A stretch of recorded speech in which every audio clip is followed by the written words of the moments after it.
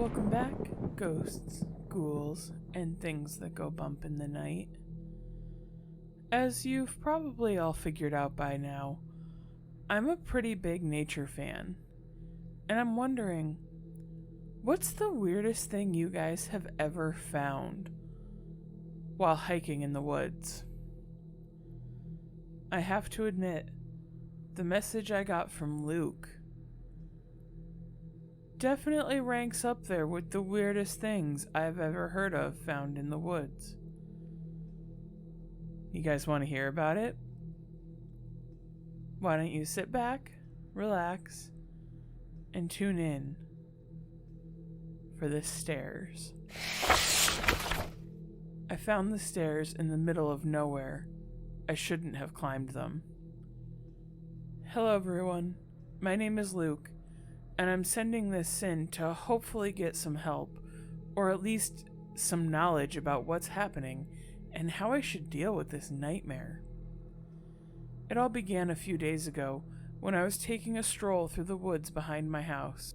No, I don't live in the middle of nowhere like a Neanderthal, but in a small, quiet neighborhood just outside the big city. The woods are also pretty safe, as the area I live in has more insects than mammals. I don't usually take these strolls, as forests creep me out ever since I was little, but sometimes I need to clear my head, and this was one of those days. After having the most boring and tiring night shift, I slept until early noon, and I only woke up because my phone made a ping noise letting me know I had a notification. Having an unfair fight with my eyelids, I barely managed to open them enough to read the text. It was from my girlfriend. The text, more like a whole paragraph, basically said she needed some time to herself and that we should take a break. Of course, she added the classic, "It's not you, it's me." I knew what this meant, most likely a breakup. I texted her back, supporting her even though my heart ached as a heavy flow of memories of us hit me like a truck. I got out of bed, my mood killing the need for sleep, and ate some leftovers from yesterday. I was trying to keep myself occupied so as not to think about the only person in the world that kept me sane, now breaking up with me. I remembered the woods behind my house, and the trail that led to the forest. Against my better judgment, I decided to take a stroll through the woods to clear my head and let nature calm me down.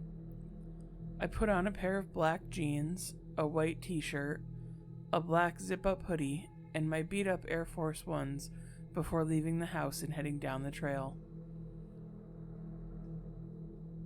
I was pretty familiar with the forest, as I've taken more than a few walks beforehand, so I wasn't worried about getting lost. The weather was clear as the bright yellow bulb shined its blinding light through the sea-like sky. It was unusually hot for autumn. Leaves were starting to fall, seeing them in their different decaying stages, some green, freshly fallen, others yellow or brown, forming the crunchy, colorful carpet that I was walking on. Adding to this, the fresh air and slight breeze hitting my skin was refreshing. The birds were chirping while sitting on their different branches. I even saw a squirrel climb into their winter shelter. I checked my watch. 2 p.m.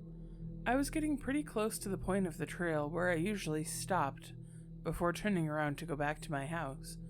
But this time, I decided to go in further.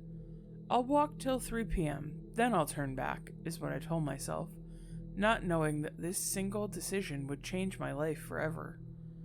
I walked around about 15 more minutes before I noticed something strange. The silence. What I mean by that isn't the peacefulness of the forest with its occasional sounds. No, I mean a complete and utter silence. There were no birds, no leaves hushing around in the gust of the gentle wind. Nothing. I stopped dead in my tracks, a cold chill running down my spine. A sudden, uncontrollable panic settled in as I looked around rapidly.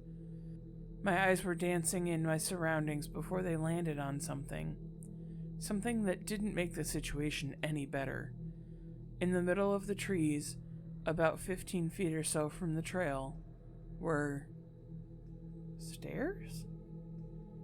Yeah, what looked like a flight of stairs taken out of an office building were sitting ridiculously in front of me, in the middle of the forest.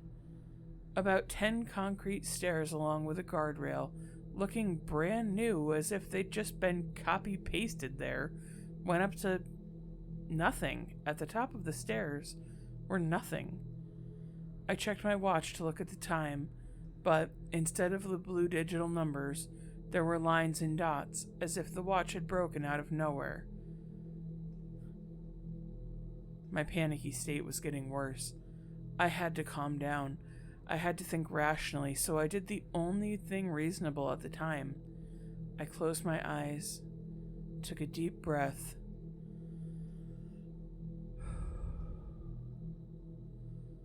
hoping that when I opened them again, everything would be back to normal. I was now the moron of every horror movie. I should have turned 180 degrees and bolted down the way I came. After some seconds went by, I opened my eyes again, calmer and full of hope. But as soon as my vision came back, the flight of stairs did as well. Well, that's not making this better, I mumbled to myself. My mind instinctively rushed to try and make sense of how they were there. An old house, maybe? But it couldn't be. The stairs looked brand new, and the ground around them looked normal and undisturbed.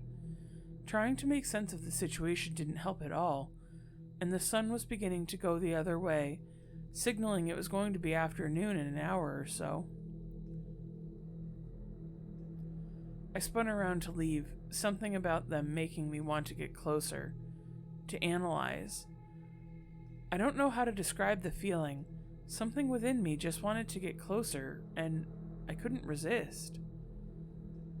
As soon as I was next to them, everything felt weird. The air felt heavier. The silence got morbidly worse. I couldn't even hear my own pulse. My panicky state suddenly went away, an unusual calmness overcoming it. I analyzed them like a crazy architect, looking behind them at their corners. Every bit of surface they had was looked over. If anyone were to be on the trail at that moment, they would have thought I was insane. Then, out of nowhere, I made the worst decision of my life. I climbed them. As soon as I got to the top, everything went dark, like the sun exploded and the world transformed into an eternal void. I woke up hours later, because when I opened my eyes, the sun was almost set, the moon slowly appearing over the horizon. I was sweaty, sitting on the cold forest floor, the stairs nowhere to be found. I looked around, confused. Did I dream it all? The voice in my head asked me. It couldn't have been a dream. It seemed too real. And why would I even decide to take a nap just off the trail? Nothing made sense.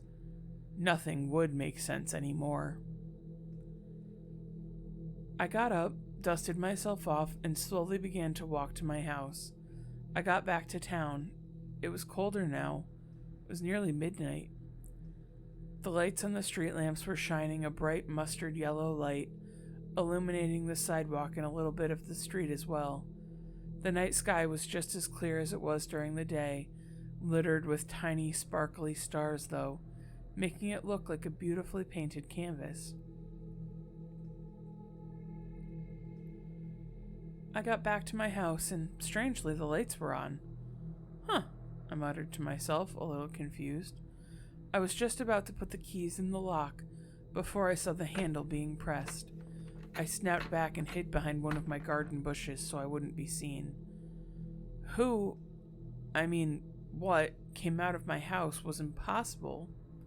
It was me. I was walking out of my house, but I was already outside. My head started to hurt. My mind was spinning. It didn't make sense. How could there be another me? It couldn't have been possible, but there I was, walking out with a smile on my face, heading to my car after I locked the door. I got a glimpse of my face. It looked the same as mine, but there was something off. I couldn't pinpoint what, but something was definitely off about it. My second self got in my car and left, and as soon as they left, I went to my house with no hesitation. It was still the same as I had left it, but the atmosphere felt wrong.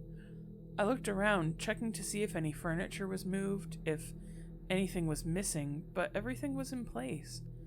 I even checked the fire hook next to the fireplace was missing, and it wasn't.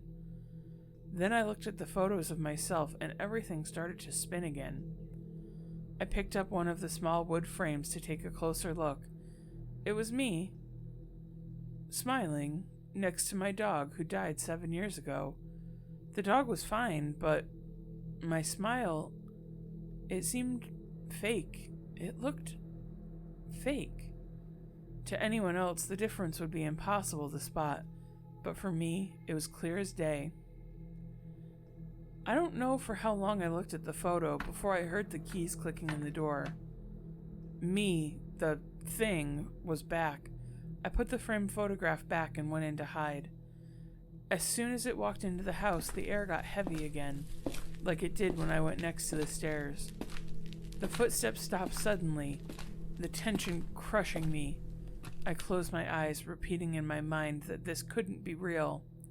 Then I heard it speak. "Come out, Luke. I know you're there." I opened my eyes, frozen in place, my heart pounding out of my chest. How did it know I'm here? Did it see me? No, it didn't. I was hidden from the windows and the door. Then it clicked. I left the door unlocked after my double had locked it. Oh, stupid, I said to myself. It spoke again. "Are you going to make this easy? Or are you going to make me come get you?" It said with a cold chuckle. I couldn't run. It would spot me, and God only knew what I was dealing with, so I did the only thing I could have in the situation. I slowly forced my body up to face it. "There you are," it said with a creepy smile spread across its face. I couldn't say anything. How could I? Myself was talking to me, eyes to eyes. My own world was crumbling upon me. "I know this is weird to you, but you did it yourself, Luke. All because you're a curious moron," it said, its smile now fading away.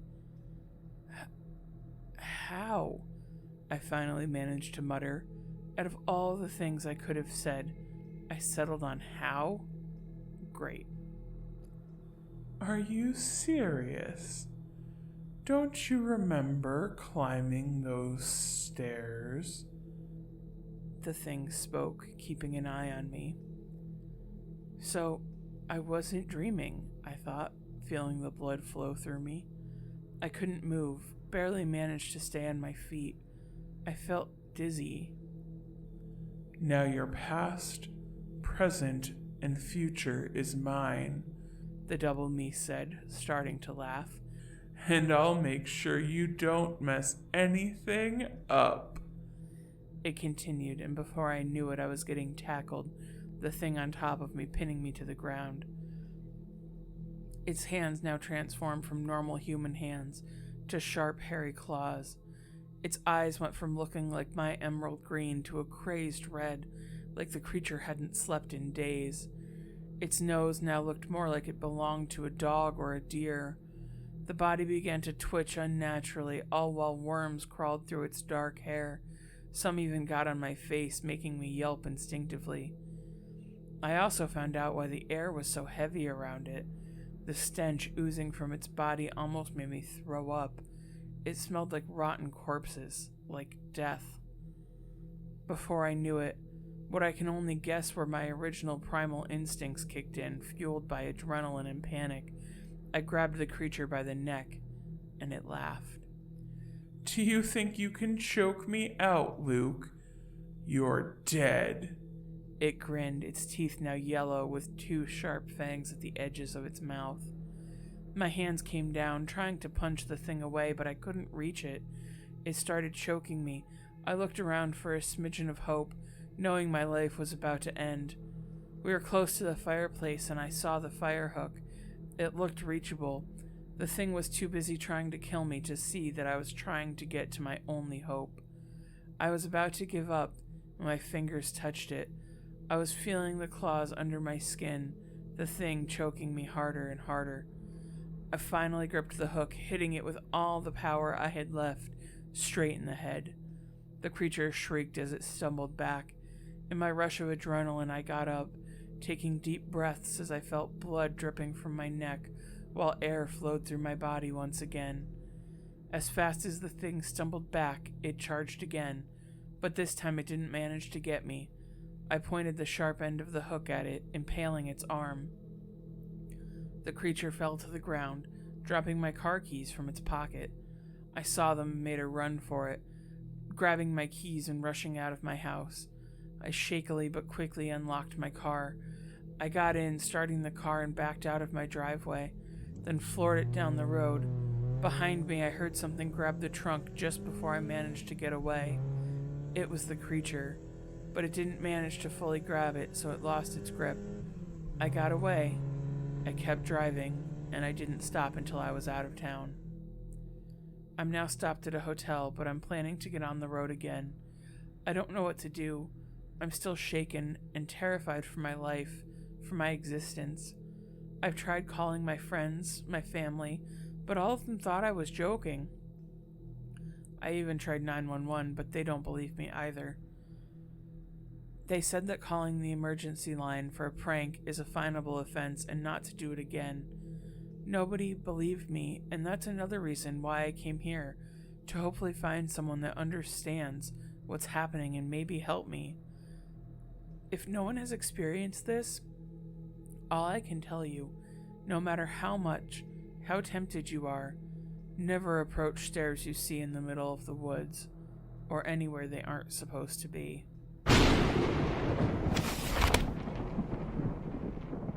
And that, lovely listeners, is the story behind the stairs.